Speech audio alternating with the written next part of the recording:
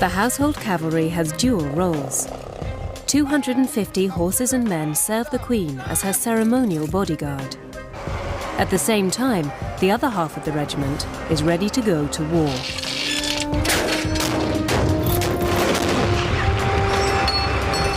This time on the Queen's cavalry, there's chaos in the countryside.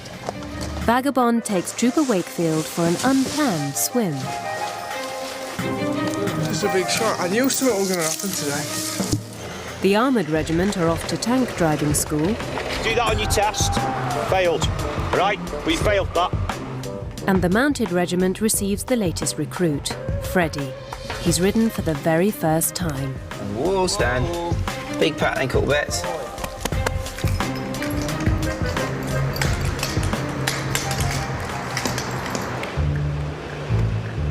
Windsor is home to the Household Cavalry's training wing.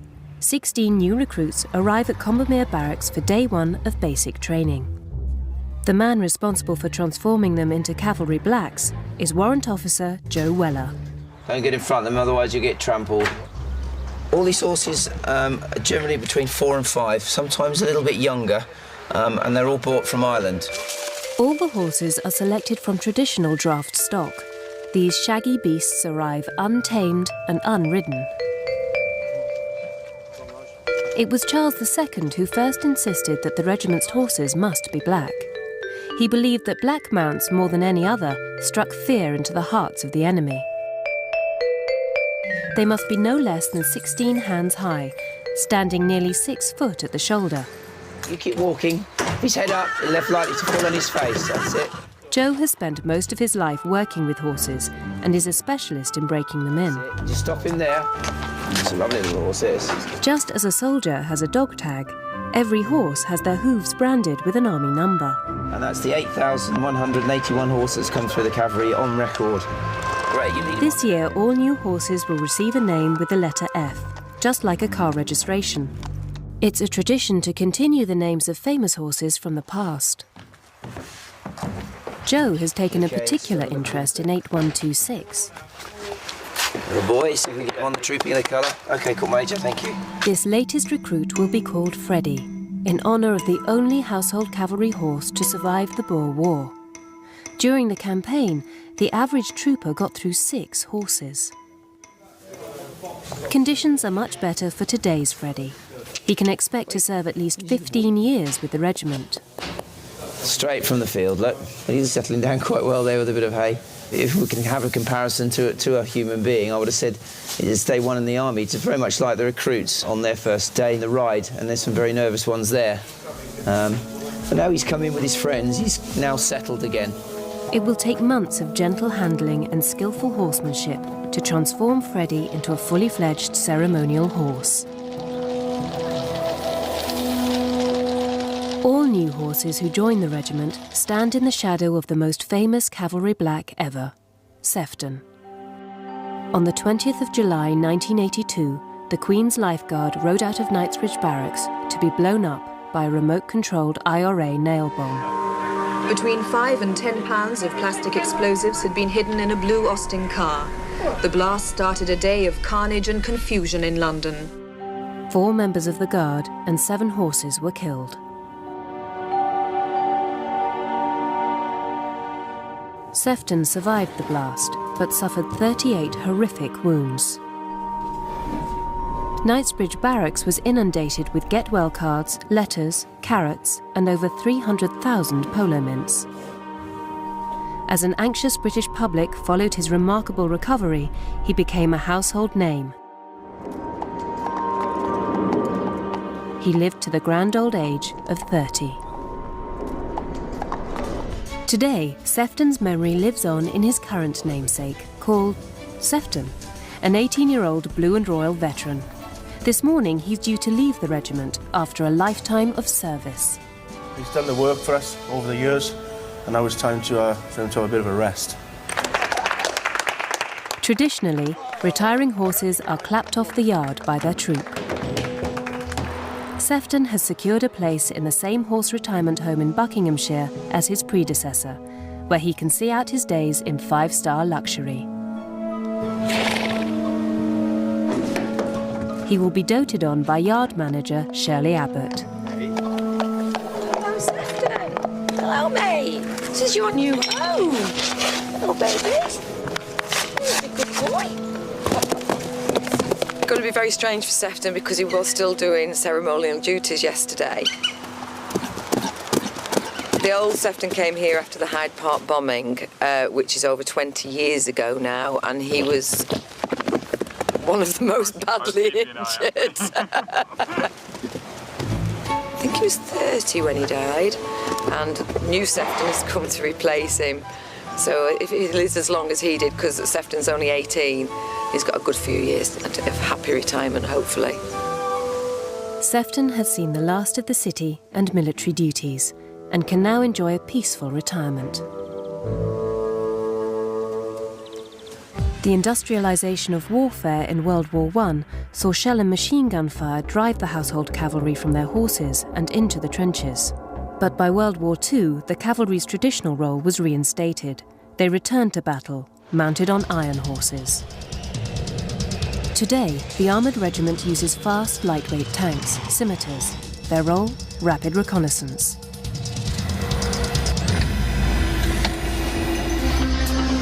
Just like their contemporaries in the riding school, every trooper has to tame 8 tons of tracked vehicle capable of 60 miles per hour. Trooper Jason Glasgow is fresh out of basic training, having joined the regiment in Jamaica.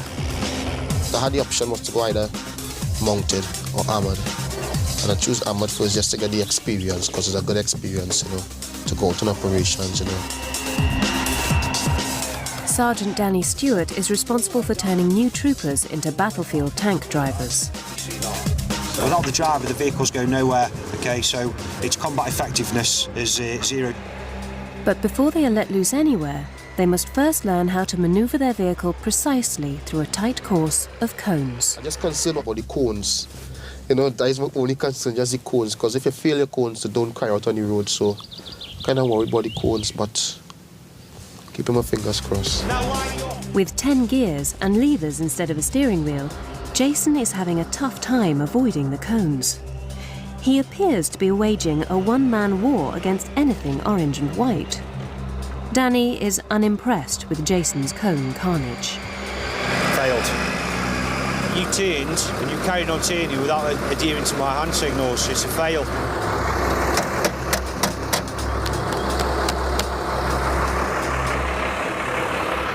Thinking about driving in a car is not like driving in a tank.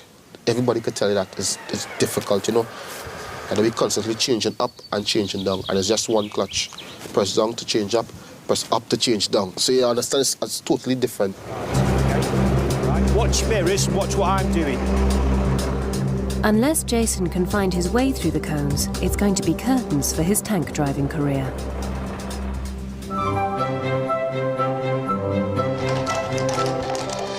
It's week 10 for the trainee troopers of the riding school. There's less than 2 months to go until pass out. We've seen them take their first steps, suffered some serious falls, and take part in their first major ceremonial duty. The household cavalry take tremendous pride in their history. As part of their training, the Ride are in Somerset for a battlefield tour of Sedgemoor. After 10 weeks of training, it's the very first time the troopers have escaped the confines of the riding school. Trooper Liam Wakefield is unsure what to expect. We're named like a Sedgemoor, you just know it's going to be a wide open space. So if you fall off your horse and it buggers off, loads of acres range to find it. In 1685, the last land battle on English soil was fought here, at Sedgemoor. It was the first time all the regiments of the household cavalry fought together for their king. The tour starts at the pub with a traditional glass of port. Well, thank you very much. Their guide, regimental historian Major General Barney White Spunner. On the night of Sunday, 7th of July, 1685, the Royal Army camped here. Whilst they enjoyed large amounts of local cider, a rebel army was planning a surprise attack. The troopers ride in the hoofprints of the household cavalry of 350 years ago, commanded then by the Grand Old Duke of York, James II. The Duke of Monmouth and his Protestant ragtag rebel army wanted to take the throne from his Catholic uncle. Monmouth's army is rubbish, effectively. He's got 800 horse, but they're nothing like as well trained as our 3 regiments are. Monmouth's lot have come together in the space of 3 weeks, and you can't possibly, I hope as you'll realise, having done this riding school course, you cannot produce people as trained cavalrymen in that period of time. Monmouth planned to annihilate the Royal Army as it slept off the effects of the local cider.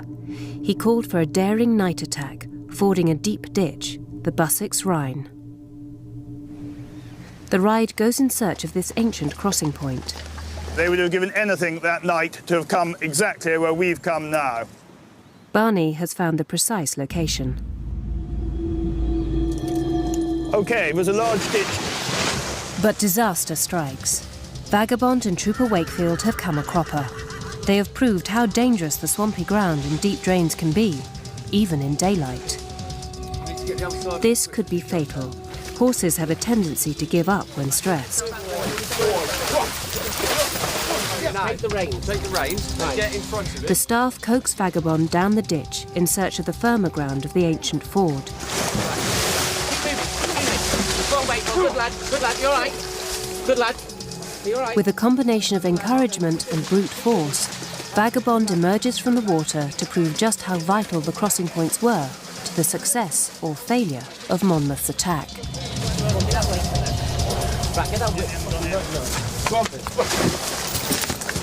Good lad. Good lad. You started backing off. We're trying to get him back in. Come here. No chance. Thanks to Trooper Wakefield's efforts, Vagabond is shaken but unhurt. It's a big shot. I knew something was going to happen today. Oh. Thanks, man. Wary of the ditches and watching their step, the battlefield tour continues. The rebel cavalry, still unable to find a crossing point, were spotted by the Royal observation posts. A pistol rang out and the Battle of Sedgemoor was on. And this is really the main killing ground of the battle. A fierce firefight of cannon and musket fire breaks out across the ditch. Most of the royal casualties in this battle are caused at this point by Monmouth's artillery, and the Blakes are killed literally just there. As the infantry and artillery slugged it out, the household cavalry regiments charged the crossing points and struck the rebel army in each flank in a classic pincer movement. If you're a poor old one of Monmouth's infantry, or one of his disorientated horse, life isn't very nice for you. It's quite a frightening sight. You've got the best part of 800 royalist horse split in 2 parties, coming at you either side, swords drawn, knowing perfectly well that their object is to kill you. The cavalry action is a rout. The battle, as it gets light, is effectively over, and there's now quite a lot of butchery, and most of the wounded are finished off, and the prisoners are gathered together. Monmouth's rebellion was over. 500 men lie buried in this field. As you go past the memorial now, just go silent for a moment and just think that they might have been rebels, that lot, but they were still Englishmen.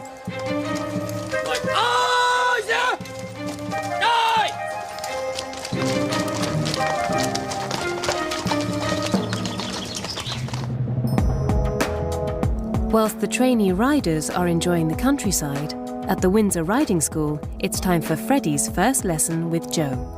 In less than 3 months, he could be on ceremonial duty in London.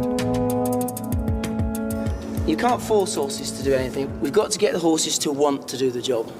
Because of the demands we have in the ceremonial season and certainly in the job we're asking is, if you force them to do it, you would not get the results you need.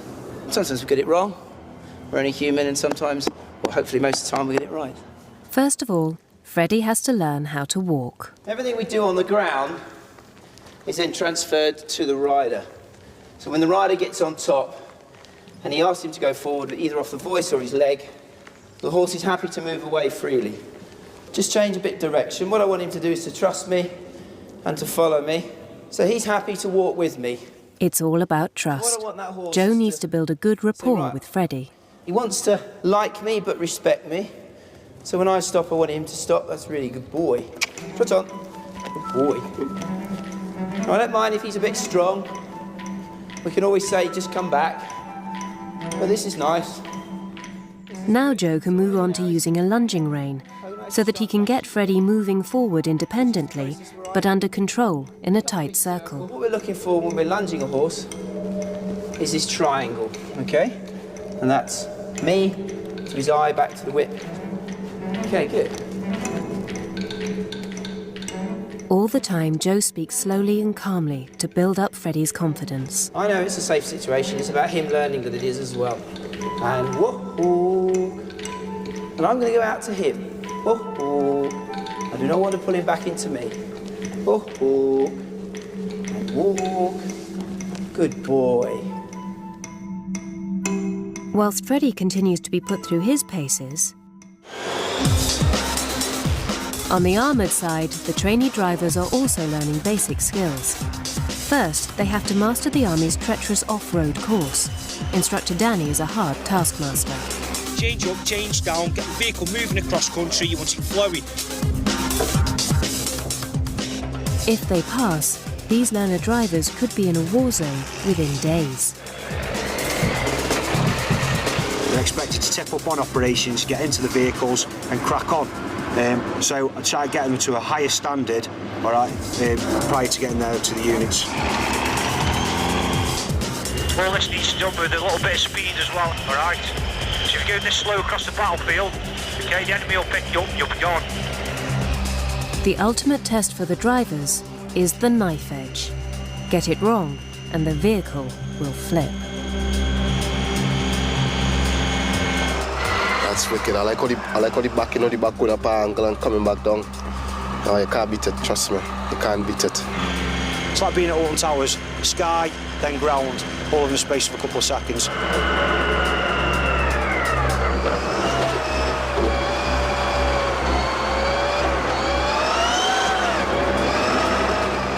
Out in Iraq or during their army career when they're out driving, they're going to come across various obstacles, so therefore we must ensure that everything's in place for them to do it. In the afternoon, the troopers head for the quiet country lanes of Dorset.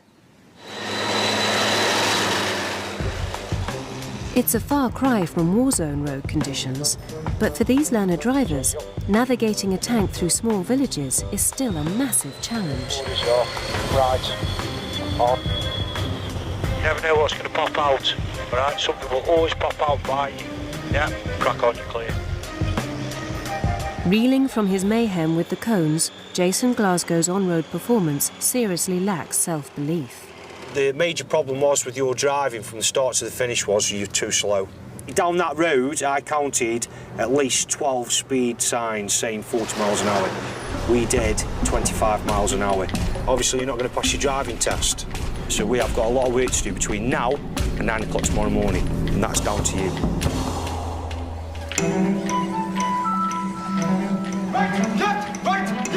In Windsor, Freddie, the young Cavalry Black, is moving on to the next stage of his training.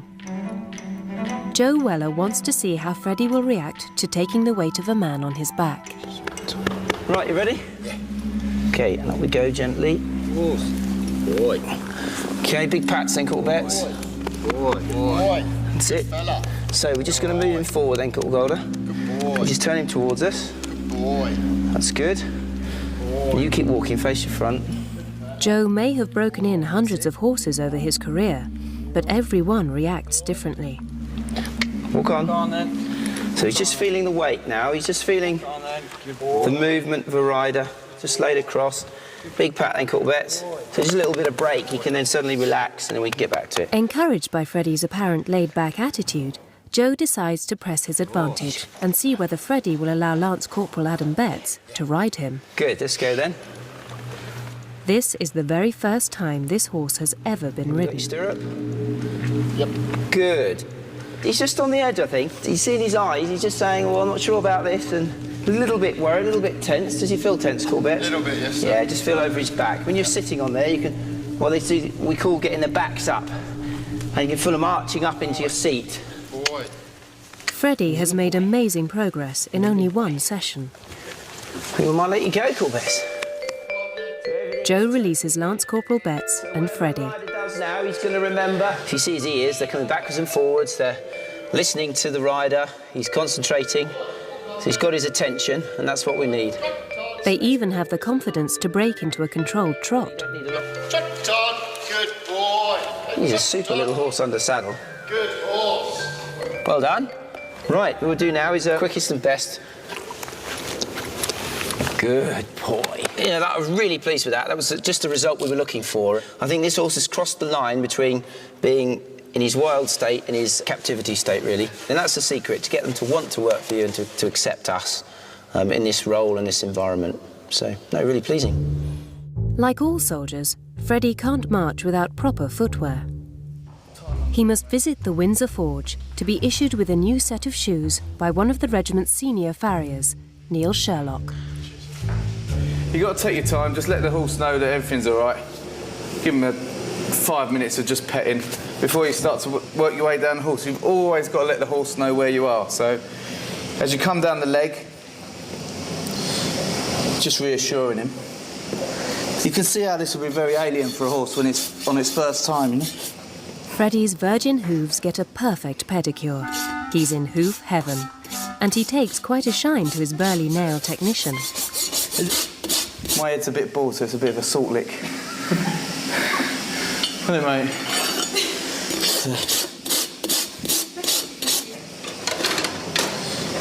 Okay. So we need to keep the horse's feet trimmed as it would do naturally in the wild. So we take down what's not needed. And the babies always have a pull about. They don't really want to be doing it. Neil heats and shapes the shoes in the forge for a customised fit. Freddie can't feel the red-hot metal through his hoof, but it's still a tricky moment. The hoof wall is insensitive. They are quite smoke shy. 126 here doesn't seem too bad at all. Steady. Basically, once everything's flush, steady, then that's the job finished. With brand new shoes, Freddie is now only a step away from joining the mounted regiment. A month ago, the trainee tank drivers had never even sat on a tank. Now, it's their final practice session before their driving test. Jason Glasgow is brimming with confidence. Just want to pass this course as fast as possible, you know what I mean? Yeah. You know, I'm confident enough for my road driving, so I don't really worry about that. It's only 20 minutes of concentration and that is it. After that, you know, laughing. But his appetite for cone killing has not diminished. Do that on your test. Failed. Right? We failed that. Instructor Danny Stewart doesn't fancy Jason's chances. Right, you've more than had the mileage and you've more than had the time on here to get these cones sorted out. You need to pull it off this morning, gents. You failed this morning, actually gone back to your unit. If Jason doesn't pass this test, his tank driving dreams could be over before his career has even started. When you're ready, start the first part of the exercise, OK? First stage of the test, the dreaded cones. Jason seems to be in a hurry to impress the examiner. But clip one cone and it's curtains. He shaves the chicane with only a millimetre to spare, but pulls off the perfect reverse parking manoeuvre.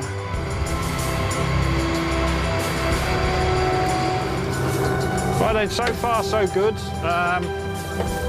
Once the other guys have gone through, I'll call you all forward and brief you for the road drive, OK? Today's a big day for Freddie the horse too. He and 16 other young horses will be selected into their squadrons, the Lifeguards or the Blues and Royals. Freddie's getting a clip, pick and shave. He's got to gleam to impress. In charge of today's selection process is Lance Corporal of Horse Charlie Smith. This is the first chance the regiment gets to look at our horses and what we've been doing. This is the culmination of everything we do, getting them trained and getting them ready, so the squadrons can come in and say, right, we like this horse, we like that horse, it'd be perfect for what we need. Let's have a look and see what you've supplied for us. We've got a big wide variety of horses, some which will be better standard horses, can stand on parade, whereas some will be good for Queen's Lifeguard, quite nice and smart. Major Andrew Fox-Pitt, squadron leader of the Lifeguards, is here early. He should know what he's looking for. He comes from one of the most famous horsey families in England. Major Foxpit's quite sly, so he might sort of wangle his way in there. We'll have to wait and see. I want to cut that bit out, actually. The Blues and Royals officers lack the same equine background and have decided what they lack in knowledge, they'll make up for in numbers. So we've got 16 today. Major Mark Goodwin Hudson hopes to get the march on the lifeguards. We've just got to do a bit more discreet research. This morning I'm looking for a charger, and after that I'm basically looking for good parade horses, which will be steady, strong horses, well-developed hindquarters, rather than something flighty and fast. The selection process is just like picking a football team. Each side takes it in turn to choose the best players first. Traditionally, the Blues and Royals like the look of heavier, better developed horses, and the lifeguards prefer less chunky mounts. I'm not looking for anything flash. And in the fact, that 165 is a bit light almost for what I want. But on the flip side, I don't want the cart horses that the Blues and Royals normally have. I think we're going to pick up number 1 anyway, because he won't want it. So we'll get number 5, and then we'll probably go for number 1 after that. Captain Rob Gibbs of the Blues and Royals seems to be bonding with Freddie, number 8126. But first choice goes to Major Fox Pitt. Freddie doesn't feature too high on his wish list. 178. OK, 178. Down there. But I'm looking for chargers at the moment. I'm short of those, and I'm also looking for basic troop horses. The Blues and Royals have 8146. I'll go with you. 180. 180. You join the lifeguards. With Fox Pitt looking for elegant officer mounts and Goodwin Hudson seeking heavy troop horses, Freddie falls between the two wish lists. OK, we'll have 8126. Finally, the Blues and Royals pick Freddie. He will remain at Windsor until ready for ceremonial duty. But Jason Glasgow still faces the challenge of the Dorset roads before he qualifies for armoured duty. On public roads, he's a major obstruction. It's vital he sticks with the flow of traffic by keeping his speed up. They return to base, awaiting the examiner's final decision. Instructor Danny collects their results. It's good news all round. He needed to pass. He's like, I'm going to cry if I haven't passed. Come on, everybody happy. Yes, big smile on everybody's face. Yeah. Bags of confidence. All that hard work's paid off, hasn't it now? It was okay. It was okay. You know, I know I would have passed, because I went out with that confidence. And it paid off in the long run. It paid off, so I'm quite chuffed about it. Yeah. Now they have their driving test, these troopers could be on operations within weeks. Next time on the Queen's Cavalry. Behind the scenes at Trooping the Colour. Carry a sword, young man. Meet the Queen's chief ceremonial bodyguard.